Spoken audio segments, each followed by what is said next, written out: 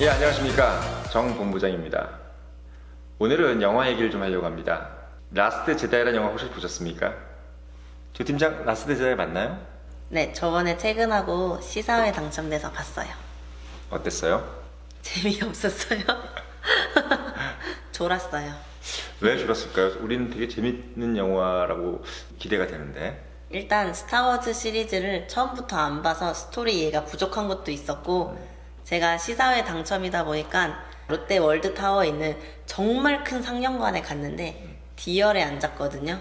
그래서 너무 가까워서 오히려 몰입이 안 됐나 싶었는데, 근데 그래도 재밌었으면 몰입이 되지 않았을까요? 그냥 저한텐 재미가 없었어요.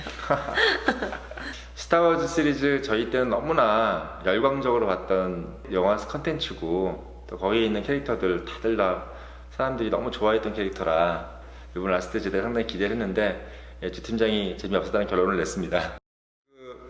방금 조 팀장이 라스트 제다이 상당히 재미없었다 이렇게 얘기를 해가지고 제가 사실 좀 놀라웠는데, 저 아직 라스트 제다이를 안 봤습니다. 근데 여러분들한테 이제 그 스타워즈란 영화에 나오는 그 다스 베이더란 캐릭터에 대해서 좀 여러분들한테 좀 드리고 싶은 이야기가 있어서 말씀드리겠습니다.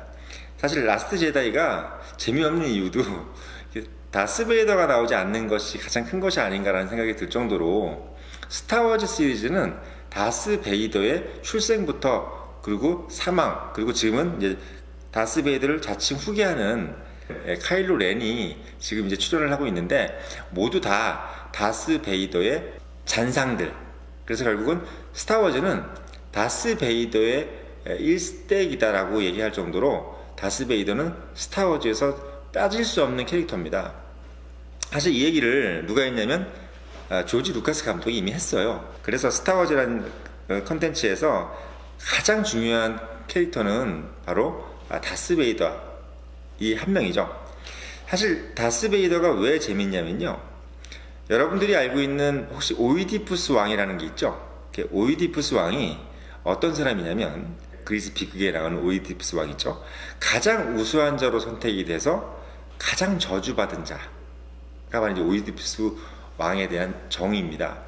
다스 베이더라는 사람이 어떻게 보면 가장 그 제다이 중에서 가장 우수한 사람이었고, 또 가장 어떻게 보면 촉망받고 또 기대를 한 몸에 받았던 사람인데, 결국은 제다이를 배신하죠. 배신하고 결국은 제국의 2인자까지 올라서 소위 악의 화신을 이제 돕는 그런 사령관이 되는 그런 어떤 비극을 맞이하죠. 그 소위 이게 저주를 받았다. 그리고 이제 오디세이, 우리가 일리아드 호모가 쓴 일리아드 오디세이에 나오는 율리시스처럼 이 사람은 스스로 자신의 운명을 개척한 사람.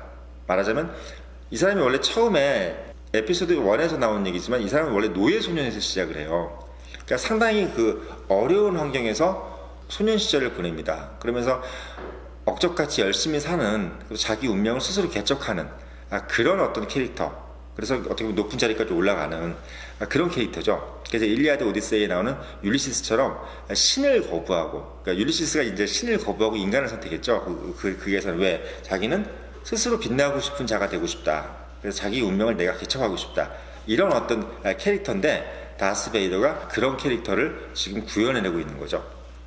그리고 마지막 세 번째가 이제 다스 베이더가 결국은 자신의 꿈꿨던 그런 어떤 권력과 그 힘, 그 힘이 정상까지 올라가는 그런 지에 서면서도 결국 아들인 루크 스카이워커와 대결하면서 결국 아들을 위해서 자기 스스로를 희생하는, 자기가 그렇게 어렵게 해서 올라간 자리를 포기하고 결국 스스로 죽음의 길을 선택하는, 그래서 희생하는 그런 카타르시스가 느껴지는 그런 부분이 바로 이제 마지막 부분인데, 그게 바로 이제 프로메테우스를 원용한 거죠. 말하자면 프로메테우스가 이제 인간을 돕기 위해서 신을 배반하고 불을 갖다 주죠. 그래서 불을 갖다 주는 대가로 결국은 평생 이제 고통을 받는, 독수리에게 간을 조이는 이제 고통을 받는 그런 캐릭터로 나오는데, 그것을 이제 원용했다. 그래서 그리스 비극의 오이디푸스 왕, 그리고 일리아드 오디세이의 율리시스, 그리고 프로메테우스, 이 세 가지 캐릭터를 합성해 놓은 것이 바로 다스 베이더라는 캐릭터입니다. 사실 다스 베이더는 조지 루카스 감독이 지금은 제작자지만 창작해낸 독단적인 캐릭터예요.